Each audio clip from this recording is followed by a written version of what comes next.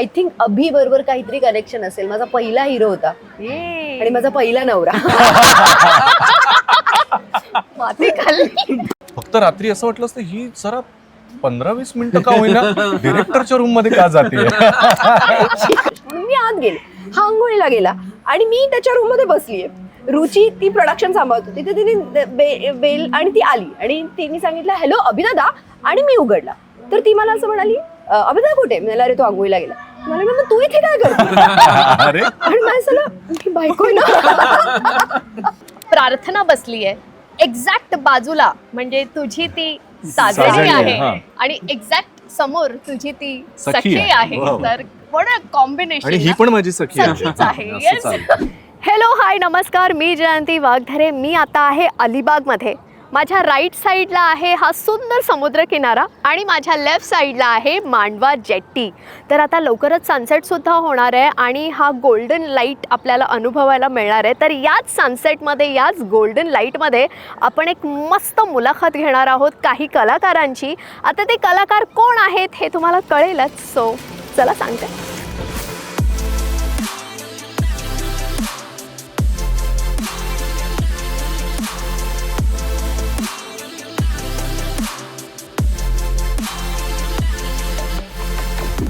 As promised छान सनसेटमध्ये मी तुम्हाला म्हटलं होतं की मी काही कलाकारांना भेटणार आहे आणि त्यांच्याशी मस्तपैकी आपण कॅन्डिड गप्पा मारणार आहोत.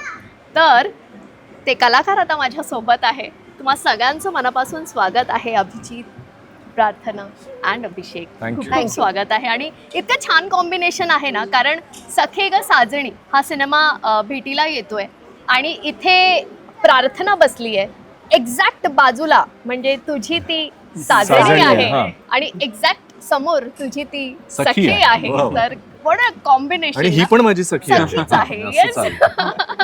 सो पूजाला मिस करतच असाल हो. तुम्ही, है ना? ऑफकोर्स. हम्म. पूजा सगळीकडे असतेच आमच्या बरोबर, पण आज तिच्या काही इतर कमिटमेंट्समुळे ती काही येऊ Commitmentsमुळे शकली नाही. शकलेली पण साधारण ती काय बोलेल त्याची उत्तर मी देईन तुला तिच्या हा, आवाजात. चालेल. तर मी पूजा तिच्या आवाजात. तुझे प्रश्न मी हा, मला अभिला विचार. विचारणार फक्त आहे. तसं नाही, मग व्यवस्थित. हा, त्यावेळेला थोडं gracefully बिचारी. उत्तर expected ती असती आहे. आता म्हणाली ती. एवढं नाही, हळूच. हा, तेही हळू. पण प्रार्थना, सगळ्यात आधी प्रश्न तुलाच आहे, कारण इकडे एक अभि आहे आणि तिकडेही एक अभि आहे. या बॉन्ड विषयी मला जाणून घ्यायचं आहे, कारण मला माहिती आहे हाही एक स्पेशल बॉन्ड आहे आणि हा बॉन्ड तर सगळ्यातच स्पेशल आहे. त्यामुळे या बॉन्ड विषयी सांग. सो आय थिंक अभि बरोबर काहीतरी कनेक्शन असेल. माझा पहिला हिरो होता आणि माझा पहिला नवरा. माती खाल्ली. पहिला नवरा म्हणजे आणि शेवटचा नवरा. हेच आहे. आता काही नाही ऑप्शन तुला. सो काहीतरी आहे. सो आमचं आता 13 वर्ष झाली, हो. पण ती पहिली फिल्म, त्यानंतर आम्ही एकत्र कधी काम नाही केलं. Yes. आणि नेहमी आमचं व्हायचं असं बोलण्यात, फोनवर भेटलो पण खूप कमी. त्यानंतर आम्हाला तेव्हा असं खूप वाटत होतं की आम्ही खूप एकत्र काम करणार, आफ्टर दिस फिल्म खूप फिल्म्स मिळणार आम्हाला. पण खरं तसं काही झालं नाही. आम्ही परत कधीच कोणीच आम्हाला कास्ट केलं नाही एकत्र. आणि मग असं झालं की मला आठवतंय एक दिवशी माझं आणि अभिचं बोलणं होत होतं. त्याची जस्ट तो टेलिव्हिजन, पहिले तर मी जेव्हा माझी तुझी करत होते तेव्हा त्याचाच सेट बाजूला होता, तो एक शो करत होता. सो तेव्हा आमचं बोलणं, इंटरॅक्शन वाढलं आणि आमच्या दोघांची कॉमन फ्रेंड प्रिया होती. सो प्रियामुळे आम्ही असे खूप गप्पा मारायचो. आणि पूजाच्या लग्नाला हे दोघं भेटले आणि मग आय थिंक मी काहीच सिफारिश केली नाही. मग अच्छा. ह्यांचीच फ्रेंडशिप आणि ह्यांचंच बॉन्ड इतकं छान झालं. नाही, काय अभि म्हणजे यारो का यार आहे. म्हणजे आम्ही सहज काहीतरी भेटूया कारण पूजाच्या लग्नात ओळख झाली, त्याच्यानंतर आमची भेट झाली. मग आपल्याला एक जनरली असं वाटतं ना कॉम्बिनेशन की आता प्रार्थनाचा नवरा आहे तर आपण शक्यतो सगळे एकत्र भेटू. Correct. तर आम्हाला भेटायला प्रार्थना कधीच लागली नाही. आमच्या गप्पा, आम्ही कॉफीला 1-2-3 वेळा भेटलो. नंतर मग त्यांच्या अलिबागच्या घरी मी आलो आणि मग हळूहळू गोष्टी आणि इनफॅक्ट सगळ्या तू घडल्या. जेव्हा त्याला फर्स्ट टाइम फोन केला तेव्हा पण तूच डिरेक्टच केला. म्हणजे मी हो, नाही. करते अच्छा. फोन, मी त्याला काही सांगितलं असं नाहीच. ह्यानीच डिरेक्टली त्याला फोन केला. म्हणजे मी तेच सांगतो ना, मी ह्याला फोन केला अभि एक फिल्म करूया असं नाही, तुझी कपड्यांची मेजरमेंट दे ना. हो. म्हणजे my this was God. The thing. तुझी तर तू बोलला का नाही, एक फिल्म करतोय त्याच्यात तू लीड कर, पण तेच नंतर बोलू आपण.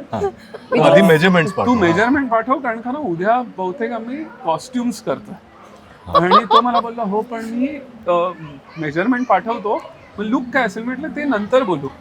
आणि तो ज्या वेळेला नरेशनला आला त्याच्या आधी त्यांनी कॉस्ट्युम ट्रायल्स केले ओ माय आणि गॉड, त्याच्यानंतर त्यांनी स्क्रिप्ट ऐकली. बरं मला असं So वाटलं म्हणजे त्याला चॉईस नाही दिला. चॉईसच दिलेला मला- नाहीये की मला- बस तुला करायचंय. मला आधी असं वाटलं संशय की याला बहुतेक या मापाच्या कपड्यांमध्ये बसणारच हिरो पाहिजे म्हणजे मी जर बसलो नसतं नाही ये नाही चाहिए मेरे को, म्हणजे इसका विचार casting करते त्याच्या आधी तो किती पर्टिक्युलर किती पडली हा या याच्यात बसत असाच असेल तरच- मीडियम साईज काही शर्ट में बैठना चाहिए लार्ज नाही नाही नाही हो सकता. चाहिए ही नहीं, वो मेरा हिरो ही नहीं. सो अशी ही आमची मैत्री, हे बॉन्ड तू म्हणालीस तसे प्रार्थना, अभिषेक तर आहेतच आता फॉर एव्हर.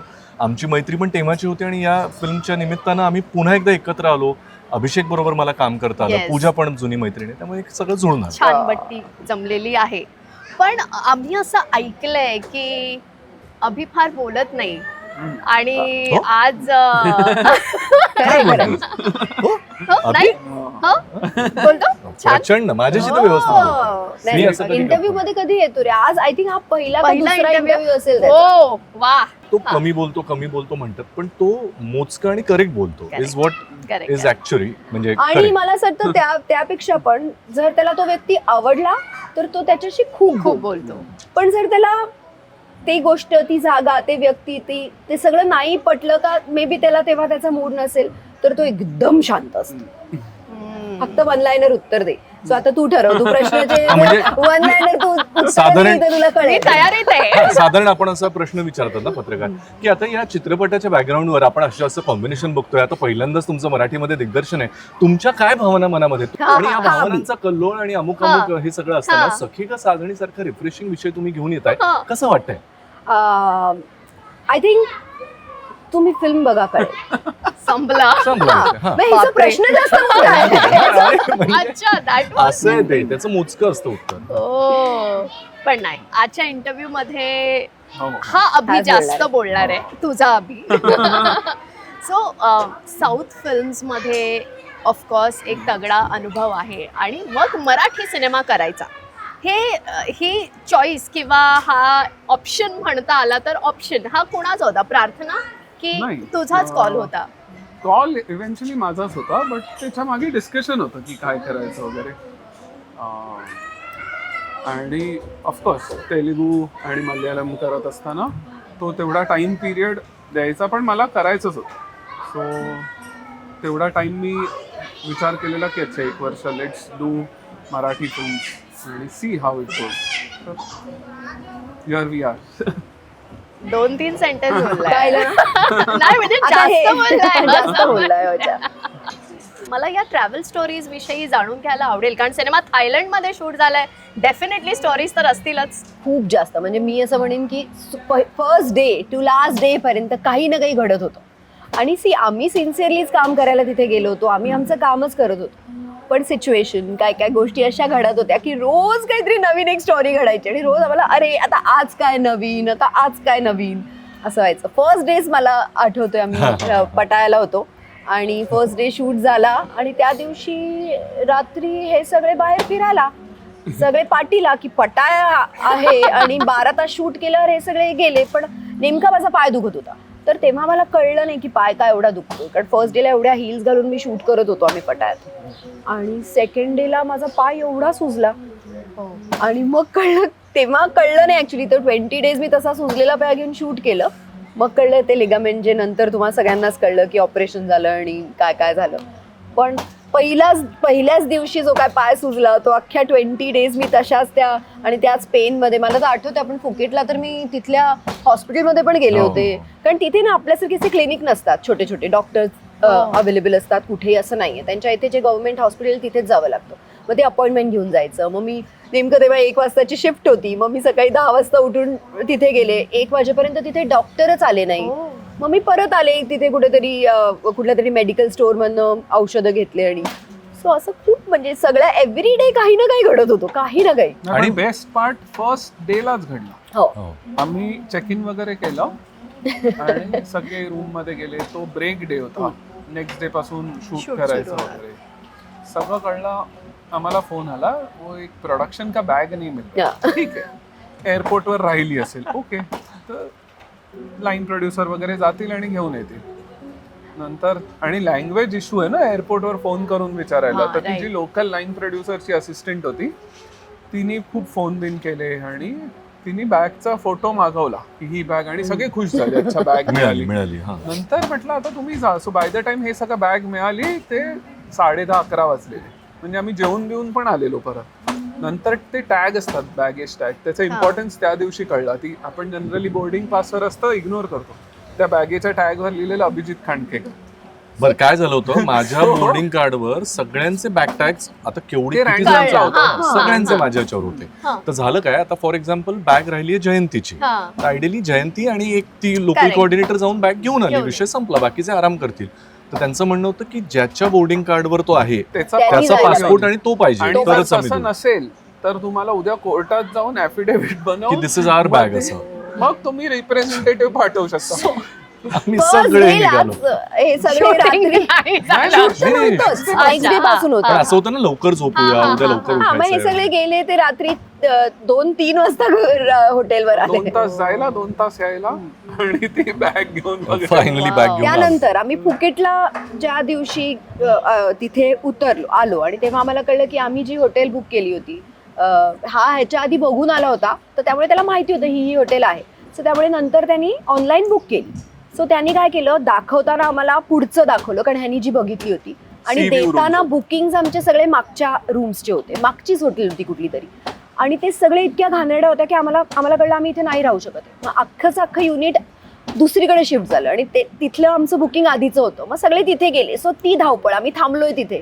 त्यात आम्ही एक बस केली होती. सो बसमधनं आम्ही सगळे ऍक्टर्स आणि सगळे पुढे गेलो, आणि हे सगळे म्हणाले आम्ही सामान घेऊन परत मागणं येतो. तर टुकटुक तिथे टुकटुक असतात, रिक्षा. रिक्षा असतात अशा त्या मोठ्या. हा. तर 4-5 जण त्या टुकटुक मध्ये विथ ऑल द लगेजेस, आणि ते तिथून ह्याच्यावर आले तोच हॉटेलवर, तोच. आणि टुकटुक पेटली अचानक. आग म्हणजे लागली, हो. आम्हाला मागे ते असतात ना असे लॉंग बेंचेस. आम्ही बसलोय मस्त, मी श्रेयस वगैरे आम्ही होतो, रुची रुची होती, होती. पूजाची बहीण.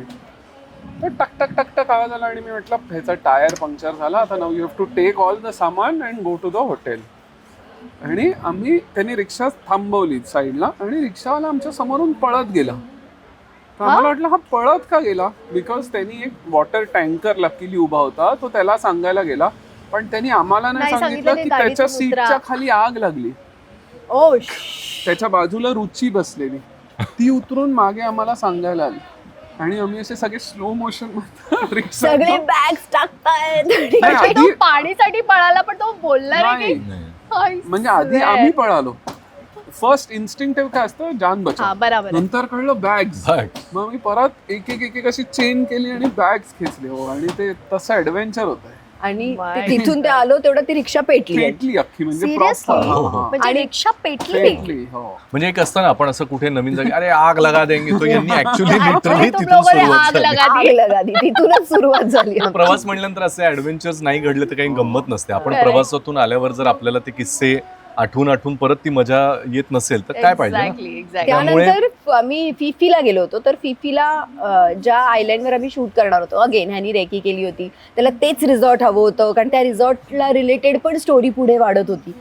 तर त्याच रिसॉर्टला, आणि आम्ही 1-2 बोट केल्या होत्या, आमची बोट पुढे होती. आणि मला दिसतंय, मी अभिला सांगितलं आम्ही हेच रिसॉर्ट आहे ना तू बुक केलंय तर तो म्हणाला हो, आणि आम्ही बघतोय आमची बोट पुढे जाते. म्हणलं अभि हे इथे कुठे जातोय, तर एक आणखीन कपल बसलं होतं. तर Foreigners अभि होते. म्हणाला की मे बी त्यांना सोडायला जात असेल त्यांच्या रिसॉर्टला, मग ती आपल्या रिसॉर्टवर येईल.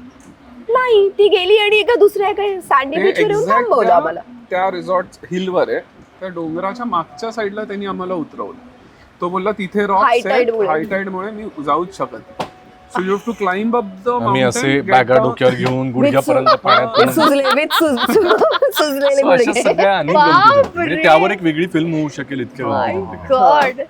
खतरनाक एक्सपिरियन्स अरे, आहे ते. एक आणि एव्हरीडे काहीतरी वेगळं चॅलेंज, की आता आज काय असं एव्हरीडे काहीतरी. पण मजा आली. आय थिंक तेच फन आहे ना. आणि खरंय, म्हणूनच आम्हाला खरंय. ना, जेव्हा आम्ही बघतो आता काल आमचा जेव्हा ट्रेलर लॉन्च झाला, आम्ही सगळे एकत्र होतो, तेव्हा खरं सांगते युनिट मधले सगळ्या मेंबर्स असे थोडेसे Emotional. इमोशनल झाले ते बघून, की अरे काय जर्नी होती आपली, किती मजा केली, आणि Exactly. आता आपण ते बघतोय सगळं.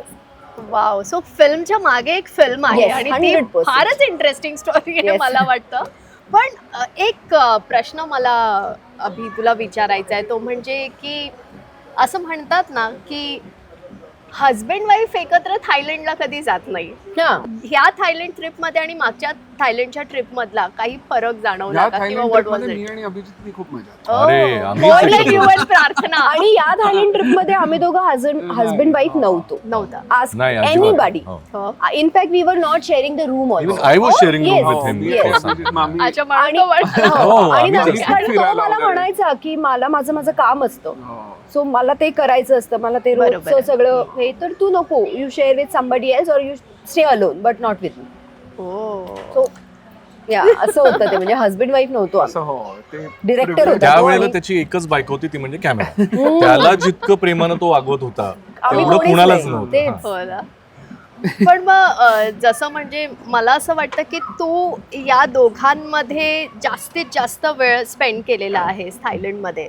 सो तुला एक कपल म्हणून काय म्हणायचं आहे या दोघांविषयी? कारण एकीकडे सिनेमाची अभिनेत्री आहे आणि दुसरीकडे म्हणजे सिनेमाचे Nice सर्वे question. सर्व डिरेक्टर प्रोड्युसर. ऑफकोर्स जसं तो म्हणाला की त्यावेळेला तो हजबंड मोडमध्ये नव्हताच, Correct, तो correct, कम्प्लिटली डिरेक्टर या मोडमध्ये होता. तर काय तुझ्या Nice question lenses नी- actually. नाही, मी- Even मी पण त्याला कधी विचारलं नाही की तुला आम्हाला दोघांना बघून काय वाटतं. नाही, पण त्याचं उत्तर आत्ताच्या आधीच्या प्रश्नातच हे झालेलं आहे. कारण हा. बाकी वेळेला मी जेव्हा त्याला बघतो तर he is always very protective about her, आणि शी इज ऑलवेज, म्हणजे तो इथे फ्रेममध्ये नसता जरी तरी she is always constantly talking about Abhishek. कारण Absolutely. तिच्या बोलण्यामध्ये हार्डली तिचं एखादं वाक्य अभि इथे असतं तर अभिने अमुक केलं असतं याच्याशिवाय कम्प्लीटच होत नाही. पण ऑन दी अदर हँड फिल्मच्या शूटच्या वेळेला दोघं पण इतकी प्रोफेशनल होते की मला म्हणजे सांगायला आनंद वाटतो की ती हार्डली त्याला नावानं हाक मारताना मी पाहिलं, ती त्याला सेटवर सरच म्हणायची. हो. हा, सर मी हे करू का, सर अमुक चालेल का, सर काय शॉट आहे.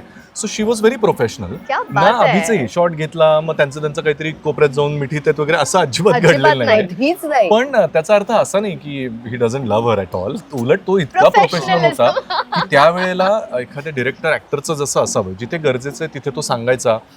अर्थात त्याची कामाशी रिलेटेड चिडचिड काही वेळा झाली असेल, पण त्याच्यामध्ये नवरा बायको हा फील आता तू विचारतेस तेव्हा मी आठवतो की असं मला कधी वाटलंच नाही की हे नवरा बायको आहे. म्हणजे मला जर कोणी सांगितलं नसतं ना की हे नवरा बायको आहे, समजा मी ओळखत नसतो तिला, तर मला कधीच वाटलं नसतं की, फक्त रात्री असं वाटलं असतं ही जरा 15-20 मिनिटं का होईना डिरेक्टरच्या रूम मध्ये का जाते एवढंच वाटलं असतं. हो ना यार, जर माहिती नसतं तर. पण अपार्ट फ्रॉम दॅट दे वर सो त्याच्यावर पण प्रोफेशनल. एक किस्सा होता. म्हणजे हा काहीतरी आम्ही शूट करत होतो पटायाला आणि ना 9चा कॉल टाइम होता काय. मी सकाळी 8 वाजताच रेडी झाले होते सगळ्यात पहिली, आणि मी विचार केला आता काय करू टाइमपास करायला, अजून कोणी अभि तुझं नव्हतं आणि तू काहीतरी बाहेर होता. सो मी ह्याला फोन केला, तू काय करतो, तो म्हणाला जस्ट मी फ्रेश व्हायला जातो आणि मग मी येतो सेटवर. तर मी त्याला थांब मी येते तेवढ्यात, तुला मला बोलायचंय तुझ्याशी. म्हणून मी आत गेले, हा आंघोळीला गेला आणि मी त्याच्या रूम मध्ये बसलीये. रुची ती प्रोडक्शन सांभाळत होती, तिथे तिने बेल आणि ती आली आणि तिने सांगितलं हॅलो अभिदादा, आणि मी उघडला तर ती मला असं म्हणाली अभिदा कुठे. मी अरे तो आंघोळीला गेला. मला मग तू इथे काय करतो. अरे आणि माझं बायको आहे ना. So आम्ही सगळे विसरलेलो होतो. Oh आम्हाला my ते असं काही God. बॉन्ड हेच आठवत. कारण आम्ही त्यावेळेला खरं तर म्हणजे अपार्ट फ्रॉम शूटिंग फार काही करायला वेळही नव्हता. कारण एक तर तिथलं वातावरण असं होतं, वातावरण ॲज इन वेदर असं होतं ना की कधीही पाऊस पडायचा. त्यामुळे we were always on our toes. अरे पाऊस दिसतोय मग चला पटकन आज शिफ्ट करा, हे करा. या नादामध्ये सॉरी तुमचं नवरा बायकोचं नातं मी काही फार बघितलं. पाहिलं नाही. नाही, आणि पण- जे त्यांनी पाहिलंय ते कमालच आहे. जे तू म्हणालास की ती त्याला सतत सर म्हणायची आणि ते एक प्रोफेशनलिझम कायम सेटवर दिसून यायचा. That is a big thing. In fact मी कायम पाहिलंय प्रार्थना खूप बॅलन्सिंग मोडमध्ये सतत असते. म्हणजे आता तिच्या बोलण्यात असं येतं, मला तरी असा काही वैयक्तिक अनुभव नाही आहे, पण एखाद्याची कामाशी रिलेटेड जेव्हा चिडचिड होते ना, तर अनेकदा असं होतं ज्याच्यावर ओरडलाय तो माणूस जरासा बिचारा खट्ट होतो. मे बी एखादा कॅमेरा अटेंडंट असेल किंवा हे, कारण तो कामाच्या नादात काहीतरी पटकन Of बोलून course. जातो आणि त्याला असं होतं हो. यार की सर मला ओरडले. तर तिने ऑलवेज ती बाजू, नाही सर तुमको ना ऐसा ऐसा बोलते आप देखोगे ना. पण That तिची- is प्रार्थना. नाही, पण ती गंमत आहे त्याच्यात. एक प्रार्थना कशी, आज जो तुमको चिल्लाए ना सर ये तो कुछ भी नहीं है, तुमने पहले वाले सर देखे ही नहीं है. तर मग त्याला कळत नाही, आपण बरं वाटून घ्यायचं. हा, म्हणजे हे बरं आहे की काय. नाही सर काय बोलले तुला, असं असं ना. नाही पण सरांनी झापलं ना तुला, सरांनी तो शब्द मी वापरू शकत नाही पण ते तर नाही केलं ना तुला. तर असं करून ती बिचारी ना खूप बॅलन्स करते. So she is always in love, in awe आणि in support of Abhishek all the time. म्हणजे प्रार्थनाला आम्ही ओळखतो आता, मी हिला अनेक वर्षांपासून Actually. More than 10 years Oh. I know प्रार्थना, त्यामुळे मला तिचा एकूणच स्वभाव माहिती आहे की ती प्रेमळ आहे, शी इज व्हेरी काइंड ऑलवेज. पण अभिषेक विषयी मला फार माहीत नाही आहे, आणि ओव्हरऑल आतापर्यंतचा जो प्रेझेन्स दिसतोय तो असा खूप स्ट्रिक्ट ना? असा दिसतोय, मे बी नसावा तो. पण अभिषेक म्हणजे जेव्हा सेटवर चिडचिड व्हायची तर प्रार्थना was your punching bag all the time, अरे. असं असं होतं? हो. होतं नाही नाही, तू कधी तिला बोललायस नाही नाही होतं. Punching bag? तुमच्या समोर नाही. मी असेल बाबा. त्याची जी तुमचं नवरा चिड- बायकोचं काय असेल नवरा बाबा. जे तो बायको. म्हणतो ना ते 15 मिनिटं प्रार्थना, तेव्हा तिथे पंचिंग नाही. पण काय होतं ना, म्हणजे मी खरं सांगते की त्याचं कसं आहे ना, त्याला ना इधर ब्लॅक कळतं नाही तर व्हाईट कळतं. म्हणजे मी त्याच्या Exactly, side बोलते. exactly. म्हणजे त्याला मधलं त्याला सांभाळता नाही येत गोष्टी. म्हणजे सांभाळता यायचं, मी कसं आय 5 नंबर, मी सगळं बॅलन्स करते. त्याला इधर त्याला राग येतो नाहीतर त्याला प्रेम येतं, हे दोनच गोष्टी, मधलं काही नाही. Straight. हा, तर कधीतरी काय होतं की मे बी असं होऊ शकतं ना की मी कोणाला तो कधी चिडला आणि त्याच्यामुळे ते समोरच्याला माहिती नाहीये की अरे आत्तापर्यंत अभिसर का इतकं छान बोलत होतो आणि आता मी एवढी चूक केली आणि एवढा चिडू शकतो, असं होऊ शकतं. तर त्यामुळे असं व्हायचं खूप वेळेला की मग तो तेव्हा चिडायचा नाही, तो शांत राहायचा. पण नंतर मग तो जेव्हा मी असायचे तेव्हा म्हणायचा अरे मला यार माझं खूप डोकं फिरलं, असं झालं तसं झालं. मग त्याच्यावर पण मी अरे नाही आई ते खरं तसं नाहीये, त्याचं म्हणणं पण असं होतं, असं करून मग मी त्याची बाजू घेऊन बोलणार. मग ओके हा मग ठीक आहे, तसं व्हायचं. पण खूप कमी आणि स्पेशली मला असं वाटतं ते माणसांपेक्षा ना वेदरवर बाकी सिच्युएशनवर त्याला जास्त राग यायचा. कारण कधीतरी काय असतं टाइमलाईन आपल्या हातात नसलं ना सगळं, म्हणजे दिसतंय आता की अरे 20 दिवसात मला सगळं कम्प्लीट करायचंय आणि कुठेतरी काहीतरी छोट्याशा कारणामुळे जसं आम्ही फिफीला शूट करत होतो, हा. आम्ही पोहोचलो विथ लॉट ऑफ स्ट्रगल, कारण का वेदर खूप खराब होतं तेव्हा, की आता रेडी व्हायचं आणि शूटला उतरायचं आणि इट वॉज पोरिंग. म्हणजे Oh. कॅमेरा पण रूमच्या बाहेर बाहेरच येणार, काढू. इतकं पोरिंग. आणि सगळं म्हणजे कसं आता लंच करूया आणि खाली उतरूया. खाली म्हणजे ते 250 पायऱ्या वर होतं ते रिसॉर्ट, आणि पोरिंग, आता थांबेल नंतर थांबेल, काहीच नाही. आणि फिफीमध्ये डेज वर लिमिटेड, आणि त्याच्यात ते स्कुबा डायव्हिंग आणि हे ते सगळं होतं.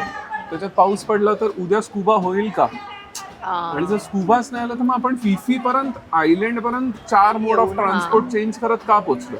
तर ते that is ती the एक लक्षात irritation. घे, त्याच्या डोक्यावर किती जबाबदाऱ्या होत्या. निर्मिती खर्च, दिग्दर्शन, लिखाणही त्याचंच होतं आणि प्लस कॅमेराही तोच बघतोय, इतरही गोष्टी. तर त्या व्यक्तीने म्हणजे काय काय बघावं. सो Absolutely, होतं काय, yes. लोकांना असं वाटतं अरे थायलंड म्हणजे मज्जा केली असेल यांनी. Exactly, हा. त्यातल्या त्यात आम्हाला लिबर्टी होते ऍज अन आर्टिस्ट की चल यार आम्ही थोडं तरी 2 आमचं शॉटच्या एवढं मध्ये. काम आहे, आमचं हा. हे काम झालेलं आहे, पण त्याच्या अर्थात डोक्यात तिथे ते तसंही calculations नव्हतं. सुरू प्रार्थना तर म्हणजे मध्ये मध्ये जिथे काही ठिकाणी आम्ही अगदी लिमिटेड क्रू जायचो, आम्ही तिघच गेलोय समजा, हा पाण्यात उतरून कॅमेरा करतोय, त्याला असिस्टंट पण बरोबर नाहीये. प्रार्थना आणि मी एका बोटीवर बसलो जिथे कुणीच येऊ शकत नाही कारण फ्रेम वाईड लागली. तर तिने माझा मेकअप केलेला आहे, तिने माझ्याकडे फोटो व्हिडिओ आहेत त्याचे, तिने माझं टचअप केलेलं आहे. सो त्यामुळे ते सगळं युनिट एकमेकांसाठी काम करत असताना त्याच्यावरची जबाबदारी सगळ्यात जास्त होत्या आणि इट मस्ट बी त्यामुळे आउट ऑफ दॅट. माणसांवरची चिडचिड कमी, हा. पण सिच्युएशन मुळे झालेली चिडचिड असते ना ती त्याची जास्त व्हायची. मग माझं असायचं ठीक आहे होईल ते असं नाही झालं तर असं होईल, त्यातल्या त्यात काहीतरी पॉझिटिव्ह बोलायचा प्रयत्न करायचा मी. पण मला हे अभिषेक कडून जाणून घ्यायला आवडेल की जसं तू मगाशी ऍडमिट केलंस की हो चिडचिड व्हायची तिच्यावर, तर त्याविषयी थोडंसं. आणि ह्यालाच जोडून आणखी एक प्रश्न, तो म्हणजे प्रार्थनाला म्हणजे डिरेक्टरची ॲक्ट्रेस आहे ती, त्यामुळे ते एक तो एक केमिस्ट्री किंवा तो बॉन्ड कसा होता की तिला सजेशन्स द्यायचे किंवा तिच्याकडनं तो सीन करून घ्यायचा. मग इथे ना थोडंसं म्हणजे every director has a different way of working. माझं from where I have come, तिथे कसं म्हणजे मला कशी सवय, if I have hired you, why I have hired you, because you are an actor, you know how to act. म्हणजे तुला तर माहिती आहे, आय हॅव हायर्ड अभिजित, तर he is an actor, he knows how to act. Then मग मी म्हणून तर आपण रीडिंग्स करतो, ऑफिसेसमध्ये मीटिंग्स ह्याच्याचसाठी होतात in terms of script, so that you don't waste lot of production time on shoot. तर तिथे जाऊन माझी, आता तुला पण माहिती आहे, my way of working is okay, this is the scene आपण आधी केलंय, so now we have to just shoot it and move forward. I am not going to tell you at any given point of time की कसं acting करायची. So आधीच त्याचे rehearsal झालेले आहेत, प्रॅक्टिस झालेली आहे. तसे डिरेक्टर्स पण आहेत जे करतात, and I am not saying it is wrong, but then some people find my way of working very weird. कारण का because in my head I feel you are an actor. तुलाच माहिती आहे ना, I have told you the scene, we have done multiple readings. तुझे जे काय doubt होते ते तू मला ऑफिसमध्ये जेव्हा आपण बसलेलो तेव्हा झाले. So on set we are just shooting, right? I will tell you whether I liked it or I didn't like it. Correct. ह्याच्यामध्ये, so if I didn't like it, I'll say one more. One If more. you didn't like it, you will say I can do it better. Let's take one more. हा dialogue असाच यायला पाहिजे. ह्याच्यात मला तेवढं कळत म्हणजे तरी त्याने तेवढी मोकळीक दिली होती. एखाद्या दिग्दर्शकाचं असंही असतं की नाही मला याच पद्धतीनं हवंय. पूर्ण लिबर्टी. हा, पण अभिषेकचा एक तर आमच्यावर विश्वास होता. ऑल्सो आमच्या याच्यामध्ये जर काही नाही आवडलं तर तो सांगायचा पण की नाही नाही, मला याच्या वेळी थोडं हा टेक थोडा असा कर. किंवा देर आर चान्सेस की माध्यम असं आहे की यामध्ये डबिंगमध्ये पण काही नंतर बदल करता येतात. सो याला सगळी फिल्मच माहिती असल्यामुळे त्याच्यात तसेही डोक्यात कॅल्क्युलेशन्स असायचे. सो आम्हाला खूप फ्रीडम मिळायचं. मला ना खरं तर आणखी प्रश्न करायचे तुम्हाला, पण मला ना इथे समोर गाड्यांची रांग दिसतेय, कारण आपल्याला मुंबई गाठायचंय येस, आणि फेरी रेडी आहे तिकडे. So, इथे पण म्हणजे विचार करा, आम्ही इंटरव्ह्यू मध्ये पण ट्रॅव्हल करतो. That's the fun part I guess. Yes. तर चला आपण आपली फेरी रो पकडूया, फेरी पकडूया. Yes. चला. चलो लेट्स गो.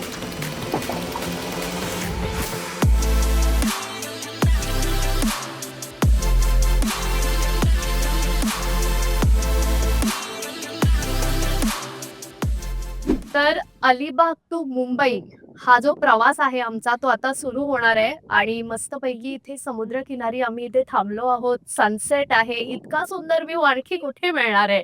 आणि त्यात सखी ग साजणी या सिनेमाची टीम आहे आणि त्यांची सखी, त्यांची साजणी, हा सो सगळेच आहेत. पण एक प्रश्न अभिजित मला तिला विचारायचा आहे की म्हणजे आता सखी पण आहे, साजणी पण आहे. तुझी सखी साजणी नाही आता या क्षणी, पण किती मिस करतोयस तिला? 100% मी तिला कायमच मिस करतो. आणि इनफॅक्ट आम्ही दरवर्षी माझा वाढदिवस, तिचा वाढदिवस किंवा आमची अॅनिव्हर्सरी यापैकी जमेल त्या अशा दिवसांना कुठेतरी फिरायला जायचा प्लॅन करतो. मग इधर परदेशामध्ये असेल किंवा भारतामध्ये कुठे असेल.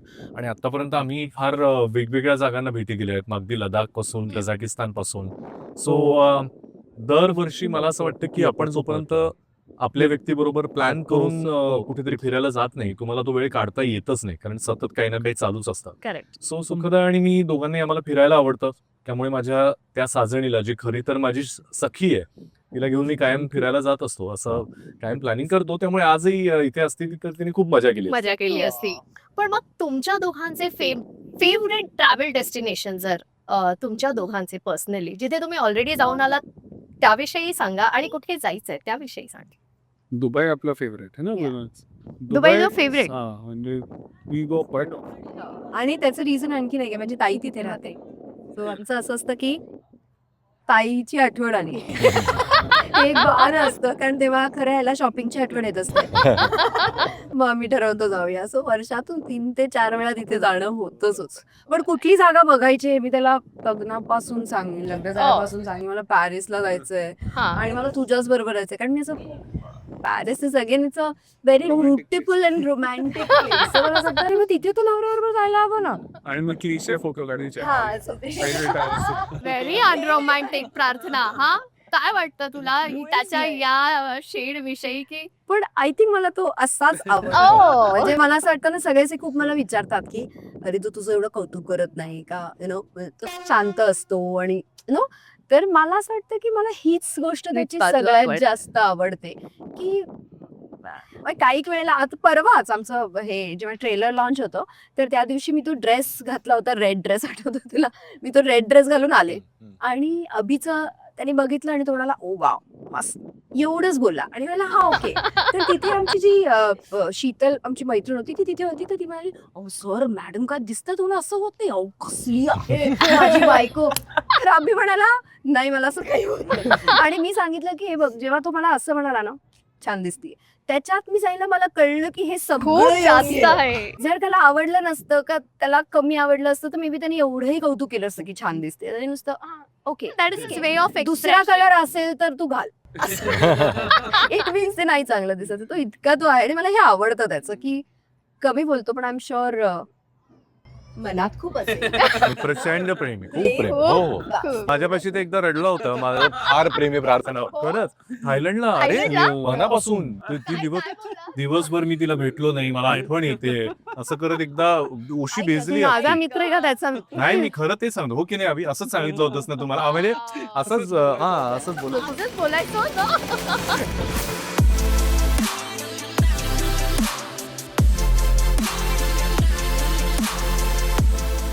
छान रोमॅन्टिक इव्हनिंग आहे, म्हणजे इथे छान समुद्र दिसतंय आणि इथे सखे ग साजरे सिनेमाची टीम आहे आणि छान रोमॅन्टिक कपल आहे. जरी दिसत नसले तरी खूप प्रेम रोमॅन्टिक आहे. किती रोमॅन्स बनतात. बरं, तर मला अभिषेक एक प्रश्न करायचा आहे की एखादी अशी जागा, एखादं डेस्टिनेशन की जिथे जायचंय आणि प्रार्थनाला घेऊन जायचं, असं छान एखादी जागा कोणती? झेन्झिबार आयलंड आहे आफ्रिकामध्ये, ते आणि मसई मारा.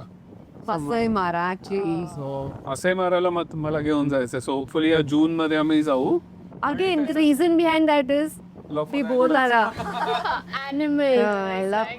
लव फॉर द वाईफ नाही, लव फॉर द पण ॲनिमल. मसई मारा तर हेवन आहे या सगळ्या.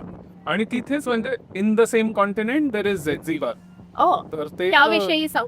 ते आयलंड म्हणजे प्रॉपर. अच्छा. मला बीचेस वगैरे खूप आवडतात more than mountains. So Zanzibar आयलंडच्या ट्रेलर वरनं कळलं असेल my love for the beaches. Okay, आणि अभिजित मला तुझ्याकडून ही जाणून घ्यायचंय की सुखदा सोबत एखादं असं जर ड्रीम डेस्टिनेशन असेल किंवा जायचंय लवकरच तिथे तिला घेऊन जायचंय, तर अशी कोणती जागा आणि काय प्लॅन आहे? सुखदाला बर्फ खूप आवडतो, थंड जागा फार आवडतात आणि स्नोफॉल पाहिल्यानंतर तर शीज लाईक अ केड.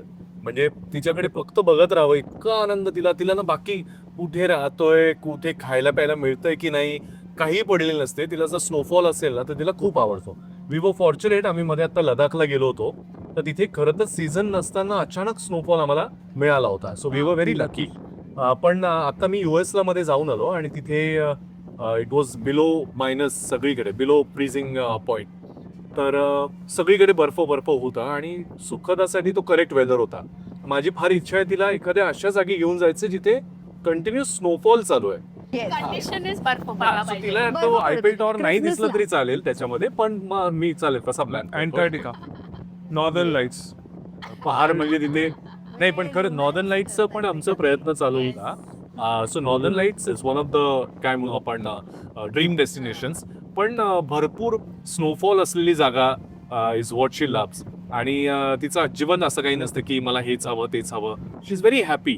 त्यामुळे आम्ही कुठल्याही जागी गेलो तरी असतो, पण मी तिला अशा स्नोफॉलवाल्या जागी नक्की घेऊन जायचं. सखे ग साजरी हा सिनेमा 3 एप्रिलला रिलीज होतोय. आपण भरपूर ट्रॅव्हल स्टोरीज बद्दल बोललो, आपण सिनेमातल्या अनुभवांविषयी बोललो आणि खरंच you can think of another film, कारण जे अनुभव तुम्ही घेतलेले आहेत ते खरंच म्हणजे मी व्हिज्युअलाइज करत होते आणि मला फार मजा येते. फक्त ती प्रार्थना तुझ्यासाठी तर मजाच झाली असेल. मी इथे बेस्टी, पूजा बेस्टी, म्हणजे आम्ही असं ऐकलंय की पूजाच्या लग्नात तिची लग्न गाठ सुद्धा तुम्ही दोघांनीच पार केली आहे. मला त्याविषयी प्लीज ऐकायचं. आणि मी तुला खरं सांगू, जरी पूजा माझी चांगली मैत्रीण असली, अभि चांगला मित्र असला, तरी हे माझे चांगले मित्र म्हणून तरी का असं केलंय, तर त्याचे पण तेवढेच चांगले मित्र आहेत. इनफॅक्ट मला असं वाटतं की पूजा चा माझ्यापेक्षा जास्त अभिवर प्रेम आहे आणि अभिचं पण खूप जास्त पूजावर आणि पूजाच्या नवऱ्यावर पण. आणि माझंही अभिवर जास्त प्रेम आहे हे नाही.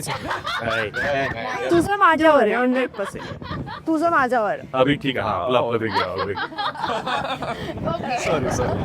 सो मला म्हणून पूजाच्या लग्नाच्या वेळेला तर असं होतं की पूजाची मेहंदी चालली होती आणि तिच्या नवऱ्याची हळदी होती. आणि हा पूजाच्या मेहंदीच्या वेळी तिच्या नवऱ्याच्या हळदीला गेला होता, तो आणि तिचा भाऊ दोघं. सो अशी त्यांचं बॉन्डिंग होती. सो मला असं वाटतं त्यामुळे ना या फिल्मच्या कास्टिंगच्या वेळेला माझ्यापेक्षा ही वॉज व्हेरी शुअर की त्याला ज्या 2 मैत्रिणी दिसत होत्या त्या अशा बेस्ट फ्रेंड्सच असल्या पाहिजे. आणि मी सांगते हे, पण कास्टिंग वाईज ना जशी पूजा आहे ना त्याच्यापेक्षा एक्झॅक्ट वेगळी ती दिसली आहे. Complete opposite.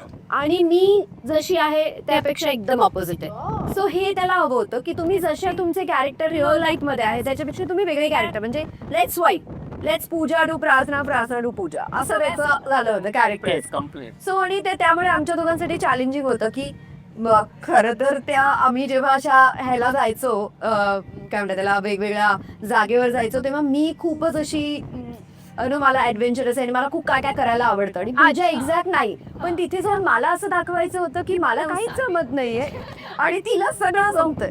सो असे खूप चॅलेंजेस होते. पण आय थिंक तेच त्याला हवं होतं की तेवढं कॉन्ट्रास्ट दिसलं पाहिजे की पूजा आजवर कधीच अशी दिसली नेहमी तिची साधी बोळी अशी. सो त्याला खूपच तिला ग्लॅमरस आणि अशी वेगळी दाखवायची होती आणि मे बी मी खूप साऱ्या फिल्म्समध्ये जनरली असे ग्लॅमरस लुक दिसलेत. सो त्याला मी खूप साधी आणि अशी हवी होती. सो असं ही वॉज व्हेरी क्लिअर. आणि सेम माझे खूप अपोजिट होतं. म्हणजे मी नॉर्मली रस्त्याने चालताना शक्यतो आपल्याकडे कोणी बघू नये, जरा हळू बोला वगैरे. आणि तिथे आम्ही फुल धमाल आहे चालो आणि मला ते त्या कॅरेक्टर मध्ये यायला 1 सेकंद लागायचा की लोक बघतायत आपण शूट करतोय. सो इव्हन माझं कॅरेक्टरही मी जसं खऱ्या आयुष्यात त्याचे पूर्ण उलट आहे आणि थँक्स टू हिम मला ते असं फार वेगळं दिसतं आलं त्याच्यामध्ये. आणि ना मला अजून आठवतं आम्ही ओल्ड फुकेट टाउन मध्ये शूट करत होतो. संध्याकाळची वेळ होती म्हणजे संध्याकाळ दुपार असं झाली होती आणि आम्ही तो म्हणाला मी कॅमेरा घेऊन जातोय तुम्ही गाणं पाठ करा. Can't block people. Old Phuket टाउनला टुरिस्ट तुम्ही तुमचं शूट करा आपण तुम्ही गाणं पाठ करा. लिपसिंग घ्या. आणि लिपसिंग 3 डिफरंट कॉर्नरला अभि, प्रार्थना आणि मग पूजा. अभि काय लिपसिंग करतो तर त्यांनी ह्याच्या लिपसिंग वर बघून गेस करा. गाणं ऐकत ऐकत असं सो कुठे गाणं play संपल्या, होत नव्हतं. तिथून असं आम्ही ते करत होतो. पण तिथले जे सगळे टुरिस्ट होते त्यांना असं वाटत होतं वी आर रील स्टार्स आणि आम्ही रील बनवतो तिथे कारण आम्ही गाण्यावर शूट करत होतो. तो ते आम्हाला येऊन म्हणायचे TikTok reel star, YouTube reel star. So ते खूप मजा यायची त्यामुळे. आणि आम्ही असे रोडवर गाणं म्हणत जायचो. हो हो नाही. सो त्यावेळेला व्हायचं असं, अभि म्हणायचं हा अभि तू इथे उभं राहा, इथून सुरू करतो मी, मग इकडे अभि ऐक ना तिकडे लोक आहेत तिकडे ते उभे आहेत. मग तू जा ना त्यांना कर बघ असं कसं पण ते तिकडे फोटो काढतात. अरे ठीक आहे ना मग. आणि मला ना खूप असं ओके ओके चला रेडी हा. तर मला ते गॅदर करावं लागायचं थोडं करेज. पण ती पण एक मजा आहे म्हणजे जे आयुष्यात आपण खऱ्या आयुष्यात करत नाही ते म्हणजे करतात. आणि मे बी त्यांनी खूप शूट केलंय ना असं आउटडोर शूट्स आणि तिथे तर त्याला ते माहिती आहे की इट्स ओके. म्हणजे ते लोक बघतात आपल्या इंडियासारखं नाही की आम्हाला ओळखतात म्हणून लोक थांबून बघतील. त्यांना काय वाटतं काहीतरी चालतंय तिथे. ते लोक देवर लीज बॉदर की इथे काय कॅमेरा घेतलाय लोक काय शूट करताय. इनफॅक्ट काही वेळेला तर असं व्हायचं की जर आम्ही शूट करत असलो आणि त्यांना जर पासिंग करायचं तर ते थांबायचे की okay shooting it's okay will wait and then we will. So इतकं त्यांना ते. आणि त्यांच्यासाठी खूप साधी गोष्ट आहे की हा कारण तिथे एवढे टुरिस्ट येत असतील एवढं शूट करत असतील की त्यांना ते काहीच एवढं वाटत नाही. क्या बात आहे. म्हणजे इतक्या असंख्य आठवणी आहेत या सिनेमाच्या आणि तुला अजून एक आठवण सांगते. सॉरी मला असं होतं की मी खूप बोलली पण मला एक सांगायचं. आम्ही तिथे आणखी एका ठिकाणी शूट करत होतो तर ती जी जागा आहे ना ती फक्त इन्फ्लुएन्सर साठीची आहे. तिथे जाऊन म्हणजे तो कॅफे एक कॅफे व्ह्यू पॉइंट नावाचा फुकेटला की तिथे फक्त सगळे इन्फ्लुएन्सर जातात आणि वेगवेगळ्या ह्याच्यात जाऊन स्पॉट्सवर जाऊन शूट करतात. सो तिथे सगळे जे पण येतात ते शूटलाच येतात. त्यामुळे आम्ही दिवसभर तिथे केवढे आम्हाला सीन्स आणि काय काय शूट करायचं होतं. आणि फिल्म मध्ये पण पूजा एक इन्फ्लुएन्सर असते सो ती शूट करत असते. सो आम्ही ते घेऊन सगळं तिथे शूट केलं होतं आणि खूप मजा म्हणजे आम्हाला दिसत होतं आम्ही शूट नाही करतो सगळे काही ना काही शूट करतायत. तो असं असे खूप वेगवेगळे अनुभव होते. क्या बात आहे. म्हणजे असंख्य आठवणी आहेत. मला वाटतं अजून एक एपिसोड होईल आपला कदाचित आठवणींवर आणि किस्स्यांवर या सिनेमाच्या. बट मला हे सगळं ऐकून माझी उत्सुकता खूप वाढलेली आहे आता कारण मला आता लवकरच सिनेमा बघायचा. प्लीज मला बोलवा हा प्रीमियरला. त्या सिलेक्टेड गेस्ट लिस्ट मध्ये माझं नाव असू दे. सर थँक्यू सो मच इतका वेळ दिला आणि या सिनेमासाठी खरंच ऑल द बेस्ट मनापासून.